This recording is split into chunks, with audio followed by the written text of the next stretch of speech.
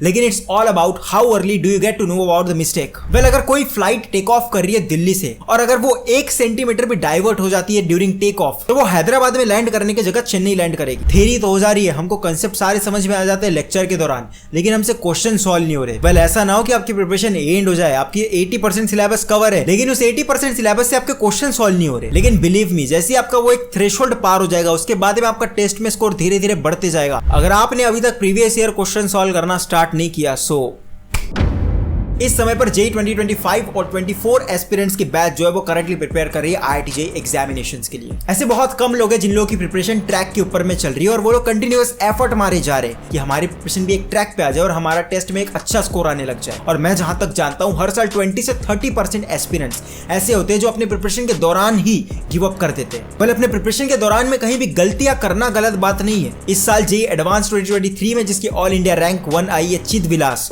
उसने भी अपने प्रिपरेशन के दौरान में बहुत सारी गलती की होगी। लेकिन it's all about how early do you get to know about the mistake. Well, अगर कोई फ्लाइट टेक ऑफ कर रही है दिल्ली से और अगर वो 1 सेंटीमीटर भी डाइवर्ट हो जाती है ड्यूरिंग टेक ऑफ, तो वो हैदराबाद में लैंड करने की जगह चेन्नई लैंड करेगी। उसी तरीके से आपकी अभी छोटी छोटी की गई मिस्टेक्स क्या पता आपको IIT पहुंचाने की जगह ITI पहुंचा दे। वेल, इस वीडियो के दौरान मैं आपको ऐसे पॉइंट्स बताऊंगा जिससे आप ये चेक कर सकते हो कि आपकी प्रिपरेशन ऑन द ट्रैक है या नहीं है। और मैं इसी तरीके से video after particular interval of time इस चैनल के ऊपर में लेके आऊंगा जिससे आप ये चेक कर सकते हो कि प्रिपरेशन ट्रैक के ऊपर में जा रही है या नहीं जा रही है। सो मेक श्योर कि आपने इस चैनल को सब्सक्राइब कर दिया। This is Deraj, I am undergrad first year student at IIT Madras. Let's start this video. So first, you should have to be dedicated to your coaching institutes in the entire journey. ये बात आपको all India rank 1 चिद विलास से सीखनी चाहिए। वो उसके coaching institute infinity learns by Shri Chaitanya से डेडिकेटेडली 2 साल जुड़ा हुआ था। You will get shocked, इस कोचिंग ने along with JEE advance, JEE mains और नीट में भी ऑल इंडिया रैंक 1 प्रोड्यूस की है। This coaching is known to be number 1 coaching in south और इस समय पर ये कोचिंग एंटायर इंडिया पे डोमिनेट कर रही है।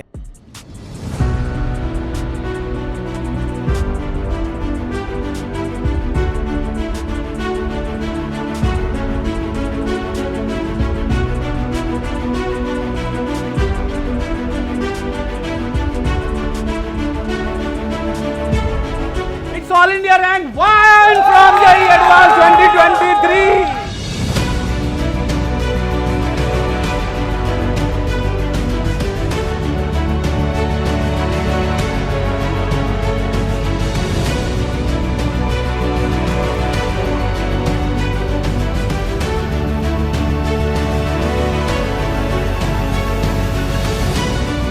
I get to know one more point about it. Rohit Sharma ने भी इस कोचिंग को रिकमेंड किया है। वेल, वो देखने से पहले let's discuss how you can get a sign bat from Rohit Sharma and his sign merchandise. तो आपको बस करना ये है कि आपको डिस्क्रिप्शन में एक लिंक मिलेगी, आपको उसके थ्रू बस एक सिंपल क्वेश्चन का आंसर देना है and all of this can be yours. So let's see Rohit Sharma with infinity learns. मेरा रोहित बदल गया है यार। That day, I was discussing field playing. Well played, boys. और बैटिंग में तो रोहित कहता है कितना अच्छा होता अगर ये मीटिंग्स डिस्कशंस हम घर से कर पाते।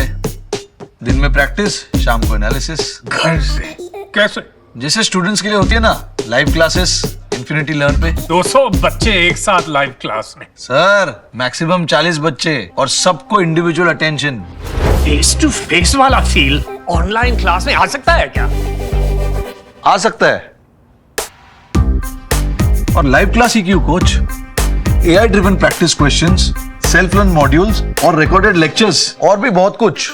करो सक्सेस की प्रिपरेशन विद इन्फिनिटी लर्न।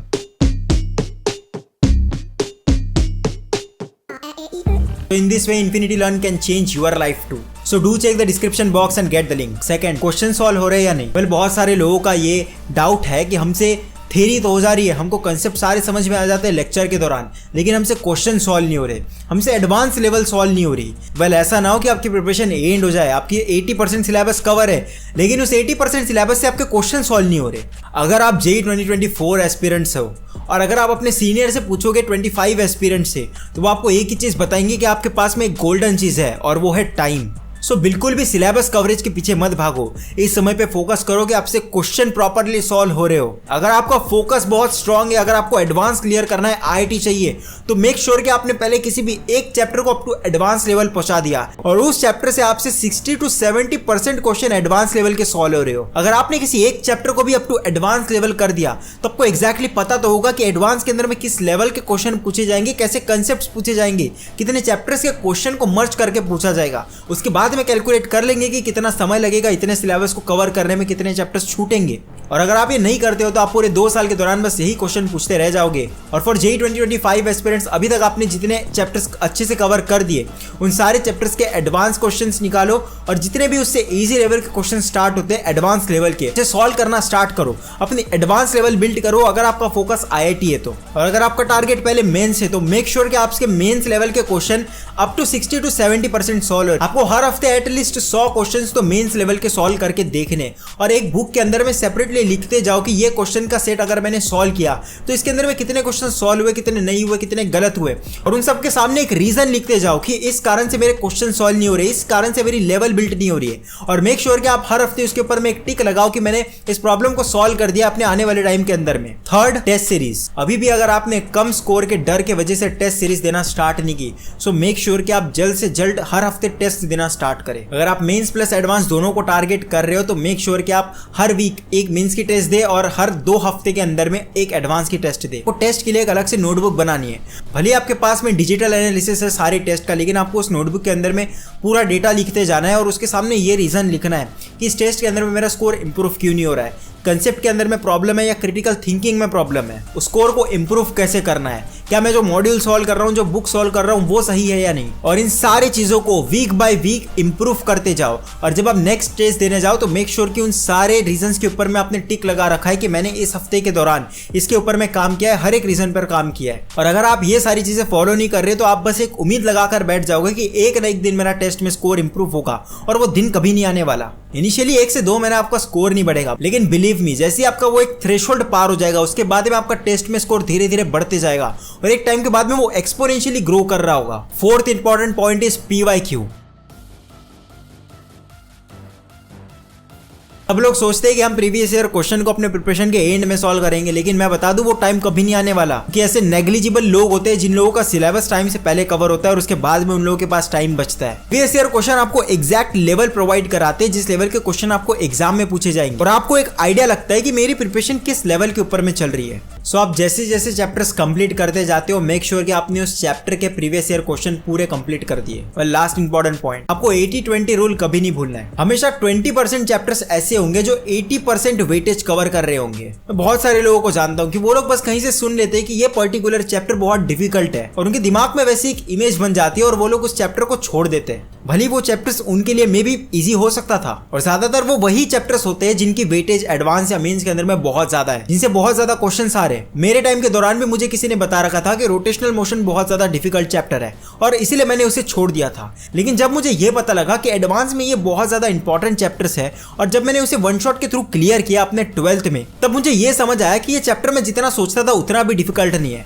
हाँ, ऑफकोर्स इसके जो एडवांस के बहुत डिफिकल्ट लेवल के क्वेश्चन आते हैं वो वाकई में डिफिकल्ट होते हैं, लेकिन जो मेंस लेवल के क्वेश्चन है, जो एडवांस के भी जो इसके बेसिक लेवल के क्वेश्चन आते हैं वो इसके इतने ज्यादा डिफिकल्ट नहीं होते। सो मेक श्योर कि आपने सारे इंपॉर्टेंट चैप्टर्स निकाल लिए और उसमें से एटलीस्ट 80% चैप्टर्स आपने क्लियर कर रखे हो। पहले इस वीडियो के दौरान में जितनी भी चीजें मैंने आपको बताई उसे एक नोटबुक के ऊपर में लिखो और टिक करते जाओ कि ये सारी चीजें मेरे प्रिपरेशन के अंदर में ऑन द ट्रैक है या नहीं है। बस किसी भी रैंडम स्ट्रेटेजी या किसी पर्सन को ब्लाइंडली फॉलो मत करो। अपने प्रिपरेशन का एक ट्रैक रिकॉर्ड रखना सीखो और खुद से ये चेक करो कि मैं हर रोज ग्रो कर रहा हूं या नहीं, मेरे स्कोर इंप्रूव हो रहा है या नहीं। स्कोर के दम पे खुद को हमेशा जज मत करना, क्योंकि मे बी पॉसिबिलिटी आप अंदर से कहीं ना कहीं ग्रो कर रहे हो, लेकिन स्कोर इंप्रूव होने में कभी कभी टाइम लग जाता है। इस सीरीज के मैं जितने भी वीडियो लेकर आऊंगा मेक श्योर कि आप उसे टाइम टू टाइम देख रहे हो और अपनी प्रिपरेशन को ट्रैक के ऊपर में लेकर आ रहे हो, क्योंकि अगर आप अपनी प्रिपरेशन को टाइम टू टाइम ट्रैक के ऊपर में लाते रहते हो तो आप आपकी कॉम्पिटिशन से बहुत ज़्यादा आगे निकल जाओगे।